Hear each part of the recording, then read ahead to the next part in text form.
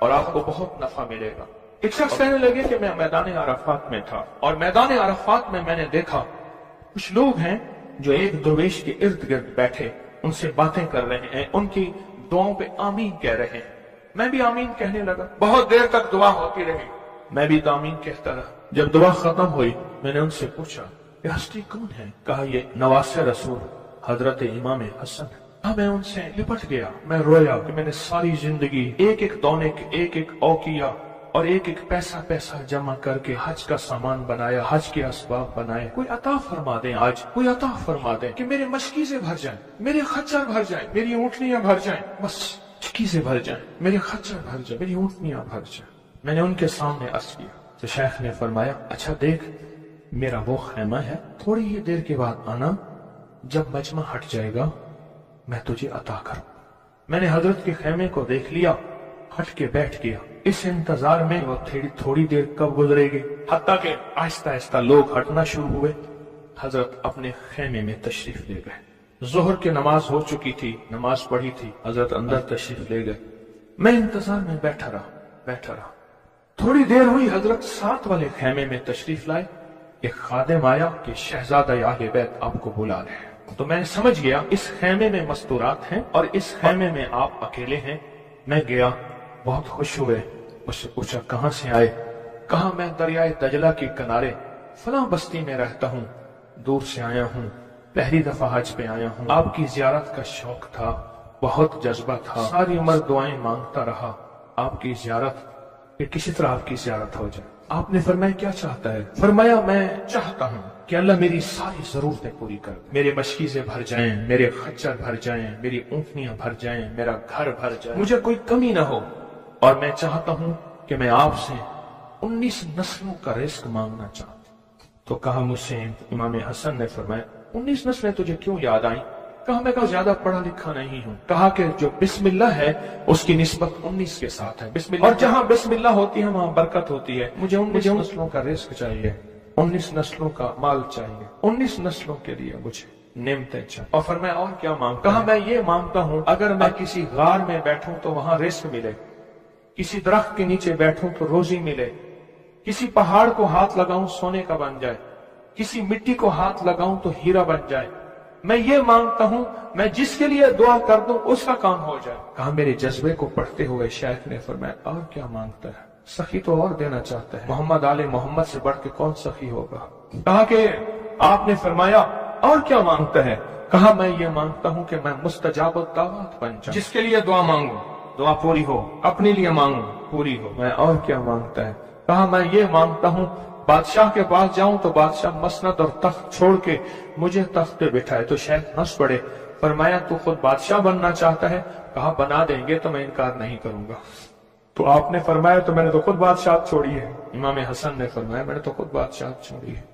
اور بہت بڑا اسحاق تھا ان کا، بہت بڑی عظمت تھی کہ انہوں نے تخت چھوڑ دیا مسلمانوں کی خون ریزی کی وجہ سے۔ کہا نہیں میں تخت کو چھوڑ دیتا ہوں، کیوں؟ ہمارے گھر میں نبوت آئی ہے، بادشاہت نہیں آئی۔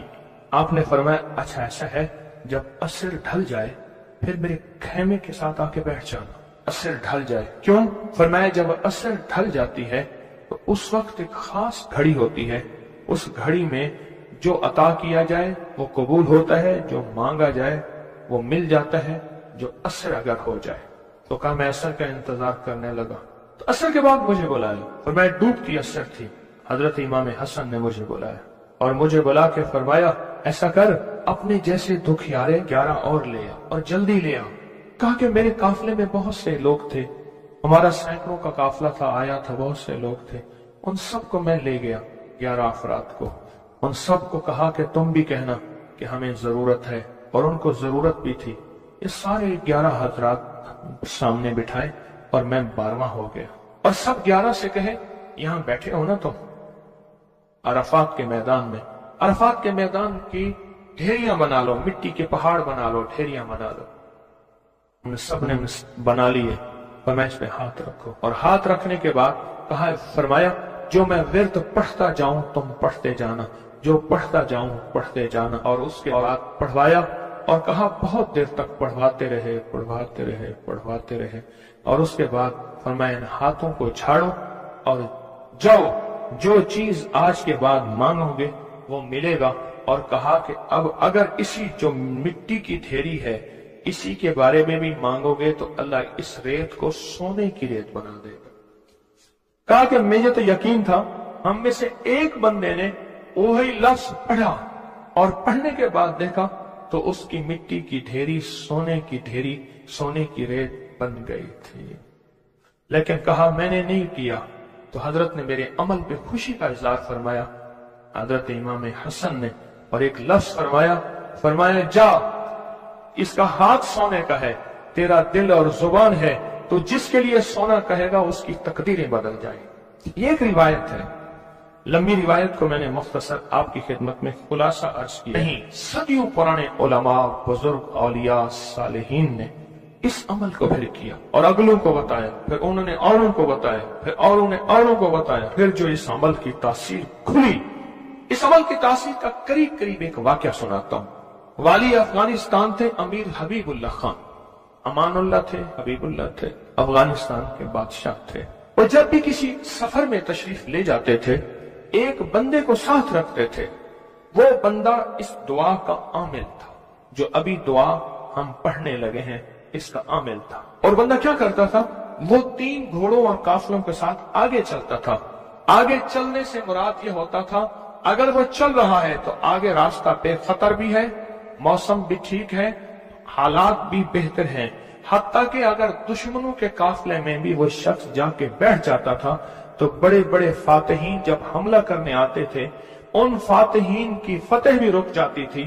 कहा कि जब तक वो बंदा रहा बादशाह अफगानिस्तान के साथ, कोई फातेह, कोई दुश्मन, कोई हासिद और मुख्तलिफ जगहों से शोरशें, बगावतें करने वाले सब दोस्त बन जाते थे और बादशाह के हर मकसद हासिल होता था, हर मंजिल मिलती थी, हर मुश्किल हल होती थी और बादशाह इज्जतों के ताज पहनता था। ये वो इस दुआ का आमिल था, वो इस दुआ का आमिल था। खुरासान के एक बुजुर्ग थे जो उस बुजुर्ग के साथ रहे, उन्होंने उनको ये दुआ दी, उन्होंने ये तफसीली वाकया लिखा, वाली अफगानिस्तान का, बादशाह अफगानिस्तान का लिखा कि उनके इस वाकये की बरकत से मुझे ये दुआ मिली है। और फिर फरमाया मैं ये दुआ पत्थर हो, लकड़ी हो, गार हो, समंदर हो, दरिया हो, कायनात की कोई नामुमकिन हो, मैंने ये मोहम्मद और आले मोहम्मद की निस्बत से मिली इस दुआ को जब भी पढ़ा है मैं हैरत अंगेज तौर पे हैरान हुआ हूं और मेरी जिंदगी में हैरत के दरवाजे खुल गए हैं। मैं चाहता हूं इस आज हम पढ़ लें और ये मोती अपने अंदर ले लें और ये मोती अपने अंदर समो लें और इस मोती का फैज, इसकी बरकत और इसकी खैर पा लें। इसी मोती की निस्बत से दुआ भी करें। आप चाहते हैं ये मोती मिल जाए और आप भी वो बंदे बन जाए, वो इंसान की हैसियत आपका मकाम हो कि जो बादशाह अफगानिस्तान उसको बहुत इज्जत देता था, उनका वकार था और उनके साथ पास ये अमल था, उनके पास ये दुआ थी। वो कहते थे पत्थर बन जाए, गार बन जाए, पानी हो, समंदर हो, दरिया हो, नहर हो, कहीं कोई चीज हो, मुझे कोई खतर नहीं है क्योंकि मेरे पास ये है। और उन्होंने अपना वाकया सुनाया कि मैं इससे पहले एक और बादशाह की फौज में होता था। बादशाह की नजरों में कैसे आया, जरा ये वाकया भी सुन लेना, नहीं समझ आई। बादशाह की नजरों में कैसे आया, ये वाकया जरा गौर से सुनना, तवज्जो से सुनना, जागते हुए सुनना। इससे पहले एक और बादशाह के पास था, बगावत हो गई। ये बादशाह को लेके निकला खुफिया रास्ते में। वो जिस बादशाह ने बगावत की थी वो इस बादशाह को कत्ल करना चाहता था, खुरासान के बादशाह को कत्ल करना चाहता था। ये बादशाह को लेके निकला पर मैं हम एक बद्दू देहाती के खेमे में जाके छुपे। हमें घोड़ों की आहट महसूस हुई तो वो देहाती बद्दू कहने लगा ये बादशाह के घोड़े हैं और बादशाह के ही गुलाम हैं, फौजी हैं, लगता है किसी मफरूर को तलाश कर रहे हैं। कहा कि मैंने उसी वक्त ये दुआ पढ़ के खेमे पे दम की। वो लोग खेमे में आए और उस बद्दू से आके पूछने लगे यहाँ इस शक्ल के 2 बंदे तो नहीं आए? तो कहा बद्दू की जुबान बंद हो गई तो बद्दू यूं देखने लगा, क्या कुछ नहीं, उन्हें कुछ नजर नहीं आया। आगे निकल गए, कहा जब वो आगे निकले तो हमने कहा कि कहीं बद्दू हमारी मुखबरी ना कर दे। हम उस खेमे से निकले, निकलते निकलते एक जगह देखा पानी का चश्मा है, पानी के चश्मे के साथ कुछ बड़े बड़े दरख्तों का झुंड है। हमने पानी पिया, था कुछ नहीं, दरख्तों के झुंड में। थोड़ी ही देर हुई कि हमारे पास वो फिर आए और कहने लगे पांव तो उन्हीं के लगते हैं, यहाँ आए हैं। पहले दौर में पांव पहचानने वाले बड़े मशाक होते थे। ये जो हुजूर पाक सल्लल्लाहु अलैहि वसल्लम के खोजी थे, खोज लगाते लगाते कहां पहुंचे थे? गारे सौर में पहुंचे थे। सौर में वो पांव उठा के तो गए थे, तो कहा ये पांव हैं, ये पांव हैं। और पांव लगता है कि किसी के वही हैं। तो वो पांव कहा चलते चलते हमें आहट महसूस हुई, उन झाड़ियों की तरफ हमारे पांव थे। तो कहा मैंने ये दुआ पढ़ी और इस दुआ को पढ़ना शुरू कर दी और दिल की गहराइयों से पढ़ना शुरू कर दी और आपको बहुत नफा मिलेगा। एक शख्स कहने लगे कि मैं मैदान अराफात में था और मैदान अराफात में मैंने देखा कुछ लोग हैं जो एक दरवेश के इर्द गिर्द बैठे उनसे बातें कर रहे हैं, उनकी दुआओं पे आमीन कह रहे हैं। मैं भी आमीन कहने लगा, बहुत देर तक दुआ होती रही, मैं भी तो आमीन कहता रहा। जब दुआ खत्म हुई मैंने उनसे पूछा ये हस्ती कौन है? कहा ये नवासे रसूल हजरत इमाम हसन। मैं उनसे लिपट गया, मैं रोया कि मैंने सारी जिंदगी एक एक दौने एक एक औकिया और एक एक पैसा पैसा जमा करके हज का सामान बनाया, हज के असबाब बनाए। कोई अता फरमा दे, आज कोई अता फरमा दे कि मेरे मशकीज़ें भर जाएं, मेरे खच्चर भर जाएं, मेरी ऊँटनियां भर जाएं, बस मशकीज़ें भर जाएं, मेरे खच्चर भर जाएं, मेरी ऊँटनियां भर जाएं। मैंने उनके सामने अर्ज किया तो शेख ने फरमाया अच्छा देख मेरा वो खेमा है, थोड़ी ही देर के बाद आना, जब मजमा हट जाएगा मैं तुझे अता करूं। मैंने हजरत के खेमे को देख लिया, हट के बैठ गया। इस इंतजार में वो थोड़ी देर कब गुजरेगी, हत्ता के आहिस्ता आहिस्ता लोग हटना शुरू हुए। हजरत अपने खेमे में तशरीफ ले गए। जोहर की नमाज हो चुकी थी, नमाज पढ़ी थी, हजरत अंदर तशरीफ ले गए।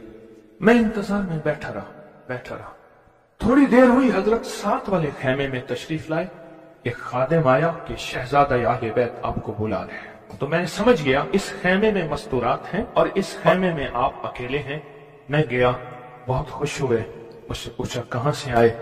कहा मैं दरियाए दजला के किनारे फलां बस्ती में रहता हूँ, दूर से आया हूँ, पहली दफा हज पे आया हूँ। आपकी जियारत का शौक था, बहुत जज्बा था, सारी उम्र दुआएं मांगता रहा आपकी जियारत, कि किसी तरह आपकी जियारत हो जाए। आपने फरमाया क्या चाहता है? फरमाया मैं चाहता हूँ कि अल्लाह मेरी सारी जरूरतें पूरी कर, मेरे मशकीज़ें भर जाएं, मेरे खच्चर भर जाएं, मेरी ऊँटनियां भर जाएं, मेरा घर भर जाए, मुझे कोई कमी ना हो। और मैं चाहता हूँ कि मैं आपसे 19 नस्लों का रिस्क मांगना चाहता हूँ। तो कहा मुझसे इमाम हसन ने फरमाया 19 नस्लें तुझे क्यों याद आई?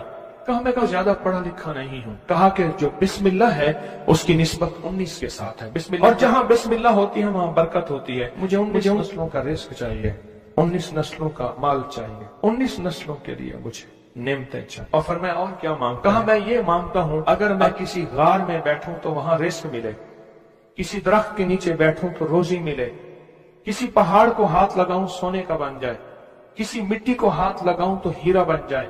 मैं ये मांगता हूं मैं जिसके लिए दुआ कर दूं उसका काम हो जाए। कहा मेरे जज्बे को पढ़ते हुए शेख ने फरमाया और क्या मांगता है? सखी तो और देना चाहता है, मोहम्मद आले मोहम्मद से बढ़ के कौन सखी होगा?